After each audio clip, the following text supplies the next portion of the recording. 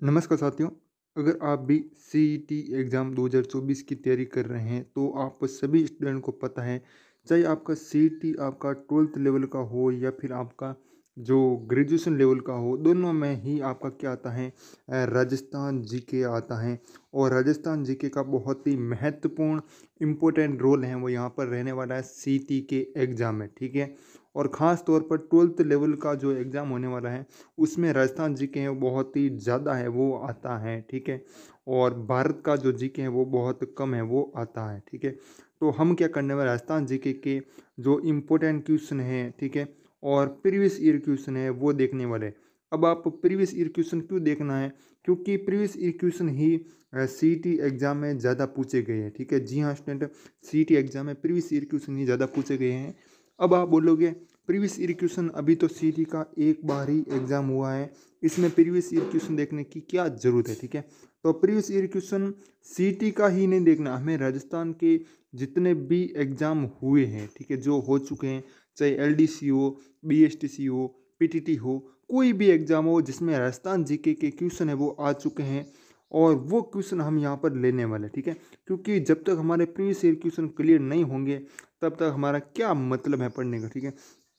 तो इसलिए आज हम क्या करने वाले हैं, प्रीवियस ईयर है वो क्वेश्चन है वो लेने वाले हैं। और प्रीवियस ईयर क्वेश्चन ही सीईटी में बहुत ही ज़्यादा है वो पूछे जाते हैं, ठीक है। इस बात का खास तौर पर ध्यान रखना है। तो चलिए शुरू करते हैं इस वीडियो को। सबसे पहले आप यहाँ पर देख सकते हो, जरगा पर्वत चोटी किस जिले में स्थित है। गुरु से जरा आशा रखो, ठीक है, आपको कुछ याद होगा है ना। तो यहाँ पर है करो, है ना, गुरु से जरा आशा करो, ऐसी ट्रिक है वो आपको पता होगी। यहाँ पर ऑप्शन है राजसमंद, डूंगरपुर, उदयपुर या फिर सिरोही। तो इसमें क्या हो जाएगा, बिल्कुल साथ है यहाँ पर क्या हो जाएगा, फटाफट से इसका आंसर कमेंट में बता दीजिएगा। इसका आंसर अपना हो जाएगा उदयपुर, जिलों की नगरी, ठीक है, फाउंटेन माउंटेन का शहर, ठीक है, जिंक नगरी, है ना। और क्या बोलते हैं इसको, वाइट सिटी, है ना। बहुत सारी वो चीज़ें हैं वो हो जाएगी। उदयपुर को क्या बोलते हैं, एक तो वाइट सिटी, क्या बोलते हैं, वाइट सिटी, ठीक है। और एक बोलते हैं जिंक नगरी, क्या बोलते हैं, जिंक नगरी, है ना, क्या बोलते हैं, जिंक नगरी, ठीक है। और फाउंटेन माउंटेन का शहर, ठीक है, फाउंटेन माउंटेन का शहर, ठीक है। और एक बोलते हैं जिलों की नगरी, ठीक है, क्या बोलते हैं, जिलों की नगरी, ये तो आपको वैसे ही पता होगा, ठीक है। ओके, अब देखते हैं आगे वाला क्वेश्चन है नेक्स्ट दूसरा। पश्चिमी रेतीला शुष्क मैदान को अन्य किस नाम से जाना जाता है। जो पश्चिमी है ना, पश्चिमी क्षेत्र है, जैसे जोधपुर वगैरह, जैसलमेर वगैरह, है ना, बाड़मेर बीकानेर, है ना। तो ये पश्चिमी रेतीला शुष्क मैदान को अन्य किस नाम से जाना जाता है। तो फटाफट से इसका आंसर है कमेंट में बता दीजिएगा। ऑप्शन है थार का मरुस्थल, बालू का स्तूप, युक्त प्रदेश, राजस्थान बांगड़ या फिर उक्त में से कोई नहीं। ये तो सभी को पता है क्या होगा इसमें।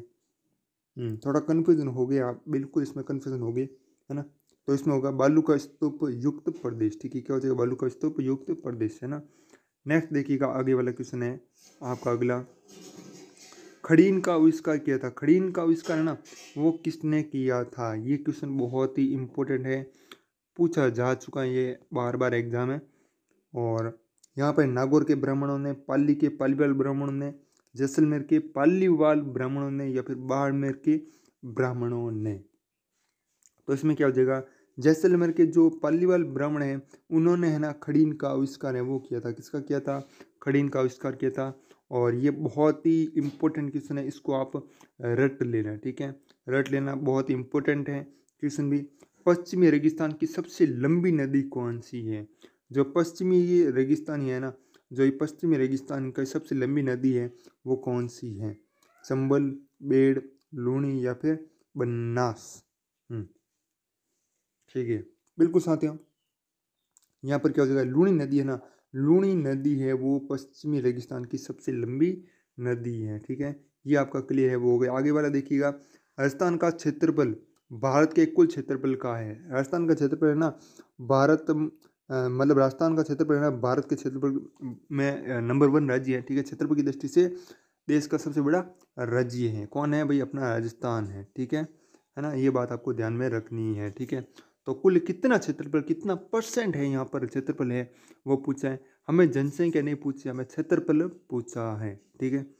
तो यहाँ पर क्या हो जाएगा, बिल्कुल साथ ही यहाँ पर 10.41 है वो एकदम सही हो जाएगा। क्या हो जाएगा? 10.41% है वो क्षेत्रफल की दृष्टि से सबसे बड़ा राज्य है। ठीक है, आगे वाला देखिएगा। राजस्थान में ऊंट अनुसंधान केंद्र द्वारा संचालित है। ठीक है, ऊंट अनुसंधान केंद्र किसके द्वारा संचालित है? ठीक है, एक होता है ऊंट महोत्सव। ऊंट महोत्सव कहाँ मनाया जाता है? आपको ध्यान रखना है, इसकी भी मैट्रिक बता रहा हूँ आपको, है ना। जिंदगी भर नहीं बोलोगे, जिंदगी भर। ठीक है, ऊंट महोत्सव। ऊंट क्या हो गया? बिक गया। ऊंट क्या हो गया? बिक गया। बिक मतलब बीकानेर। ठीक है, क्या हो जाए इसमें? बीकानेर है वो, ये हो जाएगा, है ना। और एक हो जाए ऊंट बिका तो हम क्या लाए? थार लाए। ऊंट बिका तो हम क्या लाए? थार लाए। ठीक है, थार कहाँ पर पड़ी? बाड़े में पड़ी। कहाँ पर पड़ी?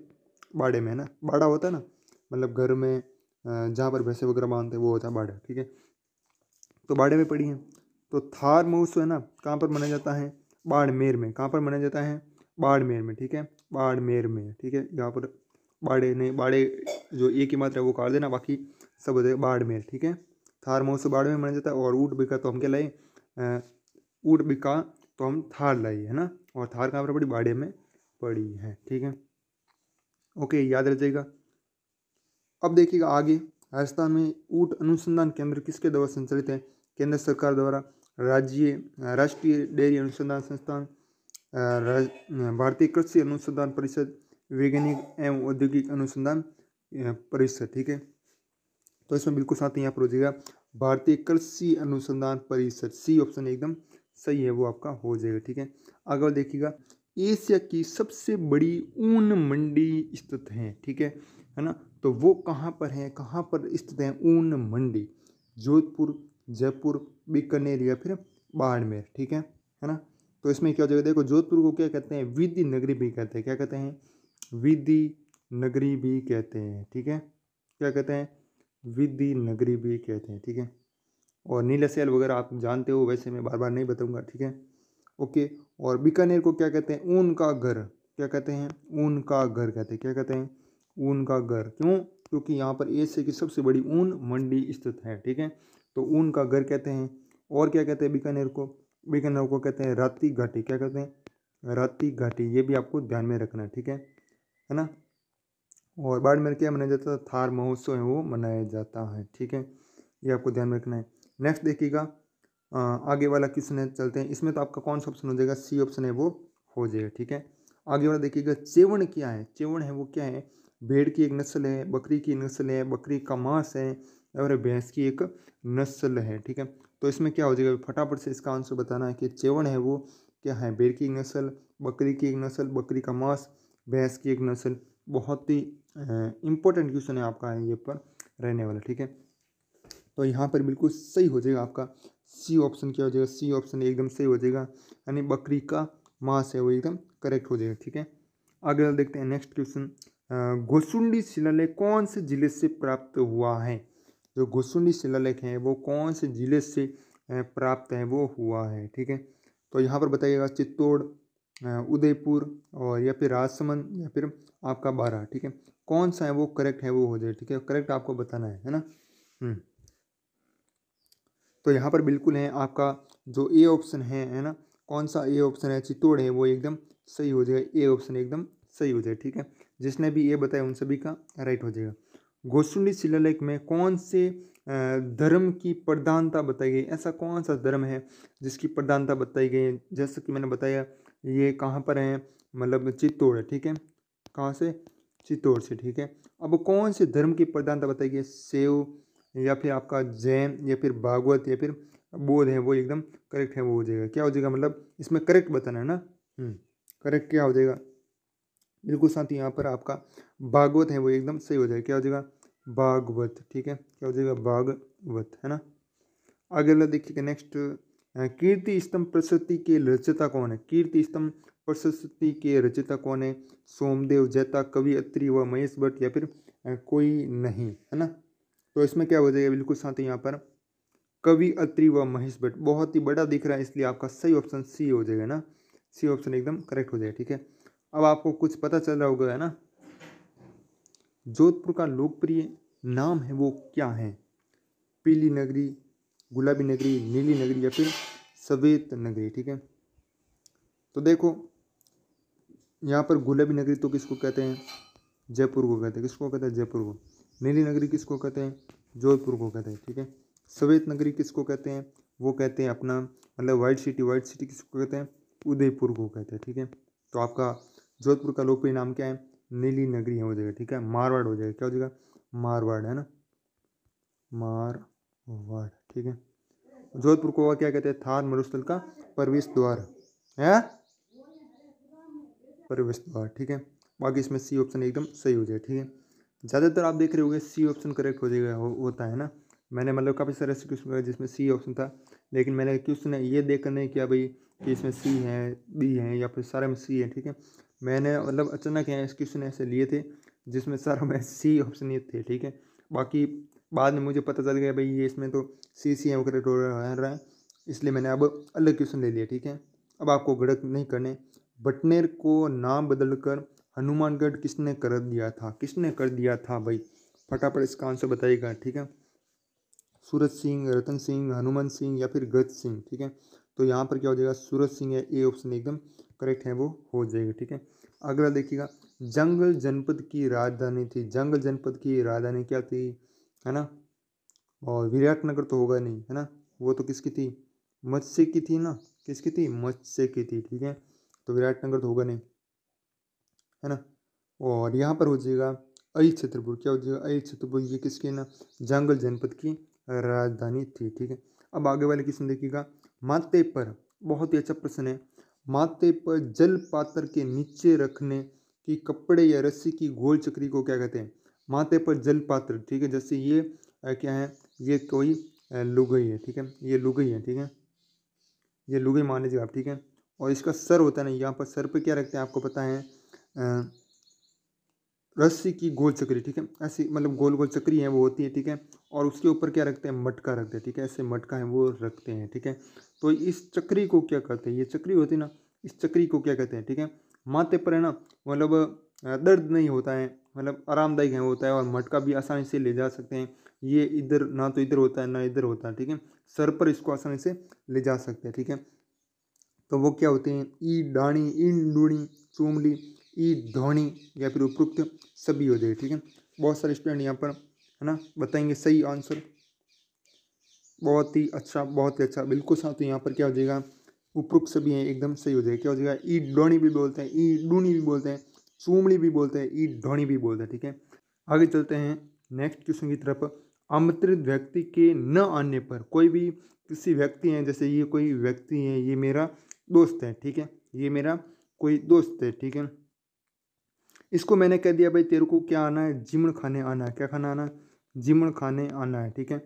तो आमंत्रित व्यक्ति के न आने पर उसके घर भेजे जाने वाला भोजन का थाल है वो क्या कहलाता है? ठीक है। मतलब वो नहीं आया, अब वो आया ही नहीं है। ठीक है। आमंत्रित कर दिया भाई कि तेरे को आना जिमण खाने, बहुत ही जलेबी वगैरह, रसगुल्ले वगैरह हैं, बहुत सारी चीज़ें हैं। ठीक है। और तो फास्ट फूड खाता है तो तेरे लिए पिज्ज़ा वगैरह सब कुछ है। ठीक है ना। तो उसके घर भेजे जाने वाला, उस मतलब वो आए नहीं है ना, उसके बाद उसको घर भेज रहे हैं। ठीक है। भेजे जाने वाला भोजन का थाल, थाली होती है ना, थाली में मतलब भोजन है वो रख दिया जाता है, उसको फिर भेज दिया जाता है, तो वो क्या कहलाता है? तो वो बताना है। कामड़, कांसो, परोसो या फिर काम या फिर कोई नहीं। ठीक है। तो इसमें क्या हो जाएगा? बिल्कुल साथ यहाँ पर कांसो या फिर परोसो है वो हो जाएगा। ठीक है। आप क्या बोलते हो? आप भी कमेंट में बता सकते हो, शायद वो भी ऑप्शन है कम में, मतलब एग्जाम में वो दे दिया जा सकता है। ठीक है। कांसो या फिर परोसो। ठीक है। अब देखते हैं आगे नेक्स्ट, चूहे का आगे का वह भाग जहाँ राख एकत्रित हो। जैसे ये क्या है? ये आपका चूल्हा है। ठीक है। ये चूल्हा ऐसे होता है ना, और ये आगे है वो होती है यहाँ पर ऐसी चीज़। ठीक है। चूल्हे के आगे का वह भाग जहाँ राख एकत्रित हो। ठीक है।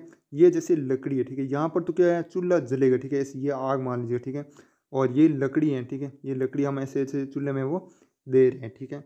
फिर चूल्हे में से जैसे यहाँ पर खीरे हो गए। ठीक है। फिर यहाँ पर इसके बाद इसको है ना बाहर है और लाया जाता है, मतलब यहाँ पर राख हैं वो एकत्रित होती हैं। और जो ये राख एकत्रित होती है ना इस पूरे बाग में, यहाँ पर जो बाग मैं बता रहा हूँ, ठीक है, कौन सा बाग? ये वाला बाग। ठीक है। ये वाला बाग है वो क्या कहलाता है? ये वाला बाग, है ना। इसको क्या बोलते हैं? देखो, इसको तो बोलते हैं चूल्हा। ठीक है। इसको तो चूल्हा बोलते हैं। ठीक है। और जो ये कलर है ना, ये मैं बता रहा हूँ, देखो ये वाला ना, ये वाला, इसको क्या बोलते हैं? इसको बताना है। ठीक है। काफ़ी सारे स्टूडेंट को पता चल गया होगा वैसे। तो इसमें हो जाएगा आगड़, रावो या फिर बेवनी, है ना। ज़्यादातर मेरे हमारे यहाँ तो बेवनी बोलते हैं इसको, आपके यहाँ आगड़ या फिर रवो हैं वो वगैरह बोलते होंगे, ठीक है। तो इसमें ए ऑप्शन है वो एकदम सही हो जाए, ठीक है। देवनारायण जी की फड़ है वो किसके द्वारा बाँची जाती है, देवनारायण जी की फड़ है वो किसके द्वारा है वो बाँची जाती हैं, वो बताना, ठीक है। नायक भोपे, मीणा भोपे या फिर गुजर भोपे या फिर इनमें से कोई नहीं, ठीक है। तो फटाफट से इसका आंसर बता दीजिएगा। इसमें क्या हो जाएगा, बिल्कुल साथ यहाँ पर गुजर भोपे द्वारा देवनारायण जी की फड़ है वो बाँची जाती है, तो सी ऑप्शन एकदम करेक्ट है वो हो जाएगा, ठीक है। आगे वाला देखिएगा नेक्स्ट, माणा किस कला का प्रतिनिधित्व करते हैं, मांडना है ना, मांडना होता है ना, वो किस कला का प्रतिनिधित्व करते हैं, ठीक है। जैसे हम घर में बनाते हैं ना मांडना, ऐसे, तो वही वाला है होंगे। मानना किस कला का प्रतिनिधित्व करते हैं, चित्रकला, गायन कला, उस्तकला या फिर नृत्य कला, ठीक है। तो मानना हम घर पे ऐसे बनाते हैं, मोर वगैरह, पेड़ वगैरह हैं वो बनाते हैं, ठीक है ना। दीपावली आती है तो उसमें बनाते हैं, होली आती है उस समय बनाते हैं ना, या फिर कोई उत्सव वगैरह होता है तो उस समय बनाते हैं। तो ये क्या है, एक प्रकार की चित्रकला है, ठीक है ना, चित्रकला। नेक्स्ट देखिएगा, पाबूजी की फड़ में पाबूजी की घोड़ी केसर कालमी को किस रंग से चित्रित किया जाता है, पाबूजी की फड़ है वो होती है, ठीक है। उसमें जो केसर कालवी है ना, पाबूजी की घोड़ी का नाम है क्या है, केसर कालमी, और तेजा जी की घोड़ी का नाम क्या था, लीलन था, ठीक है। क्या था, लीलन है वो था, ठीक है। तो केसर कालमी को किस रंग से चित्रित किया जाता है फड़ में, नीला, हरा या काला या फिर सफ़ेद, क्या हो जाएगा, सफ़ेद। इसमें क्या हो जाएगा, इसमें बिल्कुल काला हो जाएगा, क्या हो जाएगा, काला है वो एकदम करेक्ट है वो हो जाएगा, ठीक है। बाकी यही कुछ वीडियो था जो कि मैंने आपको शेयर किया, और प्ले लिस्ट वगैरह पूरी हमने बना रखी है। प्ले लिस्ट में जाकर आप है ना सारे के सारे राजस्थान जीके के क्वेश्चन है वो देख सकते हो, और इस बार ये क्वेश्चन है वो बिल्कुल छपने वाले हैं एज इट इज हैं, ठीक है। और हिंदी की भी हमने अलग से बना रखी, हिंदी पर आपका बहुत कम सपोर्ट आ रहा है, तो हिंदी के हम कम ही वीडियो लाएंगे वैसे, ठीक है, क्योंकि आपका सपोर्ट कम आ रहा है। अगर वो सपोर्ट बना रहेगा हिंदी पर तो हम हिंदी पर भी बहुत ही मेहनत करेंगे, ठीक है, और आपको याद कराएंगे क्लास में, ठीक है। तो प्ले लिस्ट को है वो आप जरूर से चेक करना, और बाकी टेलीग्राम ग्रुप चेक नहीं किया, मतलब टेलीग्राम ग्रुप ज्वाइन वगैरह नहीं किया है तो उसको भी ज़रूर ज्वाइन कीजिएगा, उसका लिंक है वो डिस्क्रिप्शन में मिल जाएगा, ठीक है। बाकी साथियों मिलते हैं किसी और वीडियो में, तब तक के लिए जय हिंद, जय भारत, वंदे मातरम।